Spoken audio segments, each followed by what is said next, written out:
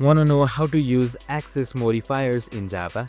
Well, no worries. In this video, I'm going to show you an easy step-by-step guide on how you can easily use access modifiers. It's super simple, so let's get right into it. Now first up, Java gives us three main access levels, that is public, private and protected. Where public is accessible everywhere, private is only within the same class, and protected is accessible in the same package or subclass.